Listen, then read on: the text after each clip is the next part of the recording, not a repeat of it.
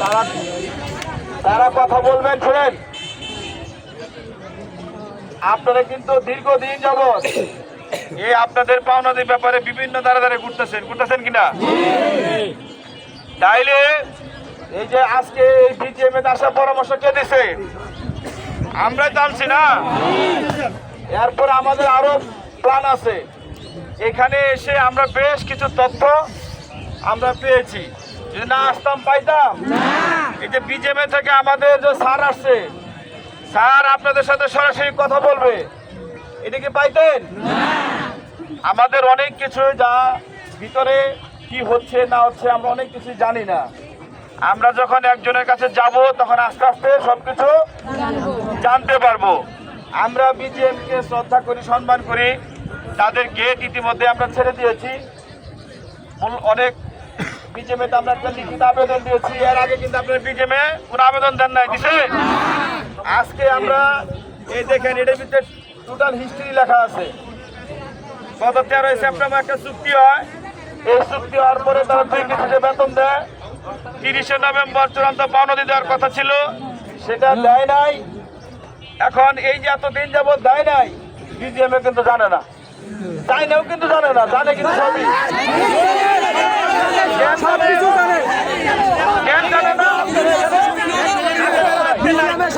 আমরা আজকে এখানে আসছি, যারা ইতিমধ্যে মন্ত্রণালয়ে কথা বলছেন, মন্ত্রণালয় থেকে আমাদেরকে হয়তো আজকে চূড়ান্ত একটা সিদ্ধান্ত দিলে আমরা এখান থেকে মন্ত্রণালয় যাবো, বুঝছেন? মন্ত্রণালয় বলতে আমরা শ্রমভবনে যাবো আর কি। হ্যাঁ, গত 2বার আমরা 3বার শ্রমভবনে গেছি, লোক সংখ্যা কম ছিল। আজকে আমাদের লোক সংখ্যা অনেক বেশি। আমরা আমাদের জাগরণ শক্তি আমাদের অনেক বেশি। এতদিন ছিল কি আমরা একটু দুর্বল ছিলাম, আমাদেরকে দুর্বল ভাবছিল। এখন কিন্তু আমরা কেউ দুর্বল নই। কাজেই আমাদের মাঝে এখন কথা বলবেন আমাদের আরবিটেশনের ভাইস চেয়ারম্যান জনাব মনসুর খালেদ মনসুর ভাই। তার আগে 1 মিনিট বলে নেই, আমরা কি কামরান ভাই সহ কামরান ভাইয়ের নেতৃত্বে আসছি না? কামরান ভাই বুঝায় বলছেন আপনাদের ঘটনাগুলো। দয়া করে আমাদের স্যার যখন কথা বলবে পাশের থেকে কেউ কোন রকম ব্যাট সাউন্ড দিবেন না। কথা পরিষ্কার, যাতে ওনারা না বলতে পারে নাসার শ্রমিক বিয়াদব।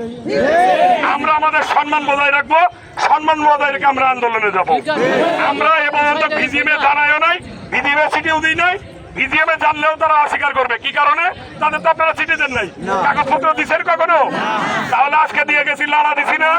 লাড়া দেওয়ার পরে কিন্তু আমাদের স্যারে কিন্তু সমমন্ত্রণালয় অলরেডি কথা বলছে সমাধানের জন্য। তাকেও একটা ধন্যবাদ দেওয়া উচিত আছে না? সবাই মিলে একটা ধন্যবাদ দিন।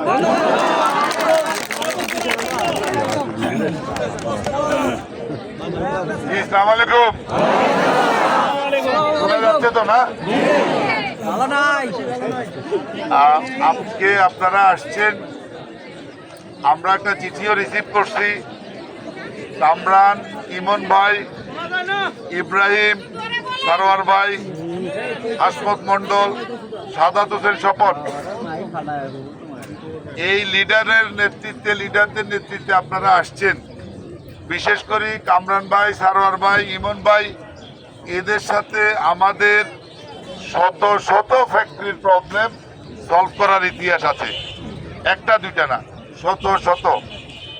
লিডার এই কামরান, ইমন, সারোয়ার ভাই যারা আছেন, হাসমত ভাই এখানে যারা আছেন, আমরা বহু ফ্যাক্টরির প্রবলেম আমরা সমাধান করেছি।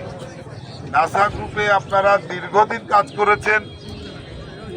নাসা গ্রুপ বন্ধ করেছে, সামান্য কিছু পেমেন্ট দিয়েছে। এরপরে এখনো পর্যন্ত 75% ডিউজ আপনাদের বাকিতে নাই, এবং 105 কোটি টাকা সব আশুলিয়া রিলেটেড নাসা গ্রুপের শ্রমিকদের পাওনা।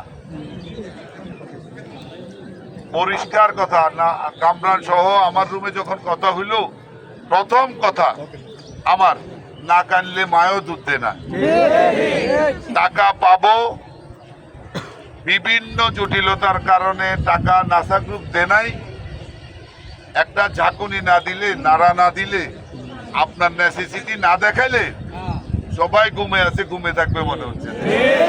ঘুমে থাকতে থাকতে রোজার ঈদ গেছে কা কোরবানির ঈদও যাবে না। এটা তো হয় না, এটা তো অ্যাকসেপ্টেবল না।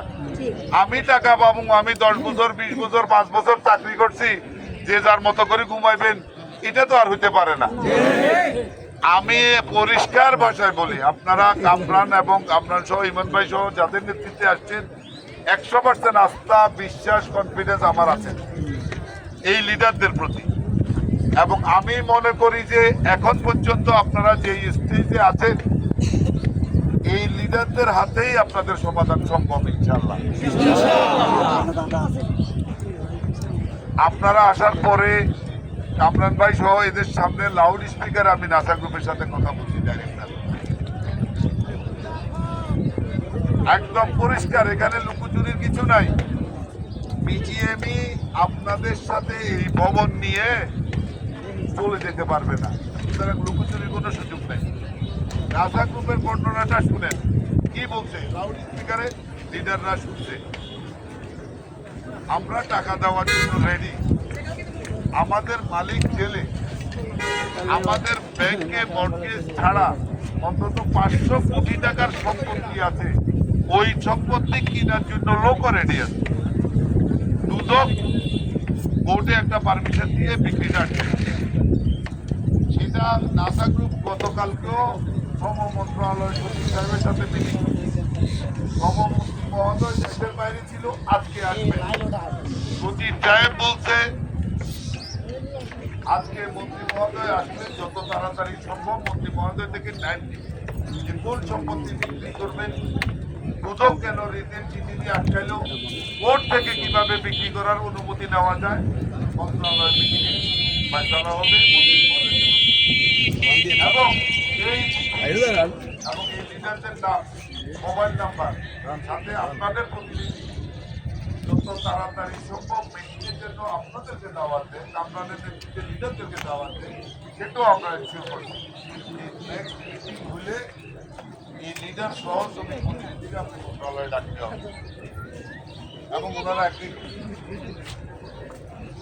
বাহিনীটা আসলে এত বড়, এত বেশি টাকার ইনভলভমেন্ট, বা মালিক জেলে, কোর্টে মামলা চলে, দুদকের আবেদনের প্রেক্ষিতে বিক্রিটা ফ্রিজ করে দেয়, যার জন্য এখন এখানে যারা ডাইরেক্টর আছে চাকরি করে, ওরাও বিক্রি করার জন্য লোক রেডি করে, কোর্টের পারমিশন ছাড়া আর বিক্রি করতে পারে না। এখন পর্যন্ত যেটা আলাপ আলোচনায় আসছে, আজকে মন্ত্রী মহোদয় আসলেই মিটিং এর একটা ডেট হবে, আপনাদের প্রতিনিধি থাকবেন। আমরা চেষ্টা করতেছি মানে ঈদের আগে যত তাড়াতাড়ি সম্ভব মন্ত্রী মহোদয় একটা সিদ্ধান্ত নেবেন, কোর্ট হলে কোর্ট থেকে একটা পারমিশন দিবেন, সেই পারমিশন দিলে বিক্রি করার লোকও আছে এবং বিক্রি করা হলে আপনাদের পেমেন্ট আপনাদের হাতে চলে যাবে। আমরা একমত আপনাদের সাথে, ব্যথার সাথে আমরা সহমত, এবং আপনারা যে লিডারদের উপর আমরা কাজ করতেছি। শুধু বিজিএমই একা কাজ করলে হবে না, সমাধানও সম্ভব না। আপনারাও কাজ করছেন নাসাতে, টাকা দেওয়ার দায়িত্ব নাসার, পাবেন আপনারা। সরকার, বিজিএমই, কলকারখানা অধিদপ্তর, দুদক এবং মাননীয় কোর্ট সবগুলো রিলেটেড। কিন্তু সরকার চাইলে কোর্ট থেকে পারমিশন বাইর করা, সরকার চাইলে দুদক থেকে সম্পত্তি ফ্রি করা, সরকার চাইলে যে কোনো জায়গা বিক্রি করা, কাস্টমার ঠিক করা, মর্গেজ রাখি টাকা দেওয়া, বহু আপনারা আসছেন, আপনারা অনেক আপনাদের প্রতি কৃতজ্ঞতা ধন্যবাদ। আপনারা ঝাঁকি দিলেন, ঝাঁকিতে নাড়া পড়ছে, এবং বিজিএমই প্রেসিডেন্ট মহোদয়, ভাইস প্রেসিডেন্ট মহোদয় সর্বোচ্চ লেভেল নোটিশ গেছে। আমি কামরান সাহেবকে বলছি যে আপনারা শ্রম মন্ত্রণালয়, শ্রম ভবন যেখানে আছে ওখানে ওই চিঠিটা দিলেন। আজকে মন্ত্রী মহোদয় আসলে সচিব মহোদয় কত তাড়াতাড়ি ডেট দেয়, আপনাদেরকে মিটিংয়ে আপনারাই থাকবেন, প্রতিনিধি থাকবেন। সেই মিটিংয়ে ইনশাল্লাহ আপনাদের নাসার প্রতিনিধি থাকবে, কোন জায়গাটা বিক্রি করবে, ওর থেকে কিভাবে পারমিশন দেওয়া যায়, এরপরে যত তাড়াতাড়ি সম্ভব আপনাদের আমরা আপনাদের এই চিঠির আলোকে এজেন্টদের সাথে একসাথে কাজ করবো, আমরা কথা দিচ্ছি। এবং যত দ্রুত সম্ভব সরকার এই যে যতগুলো বললাম, রাস্তা সরকার, মাননীয় আদালত,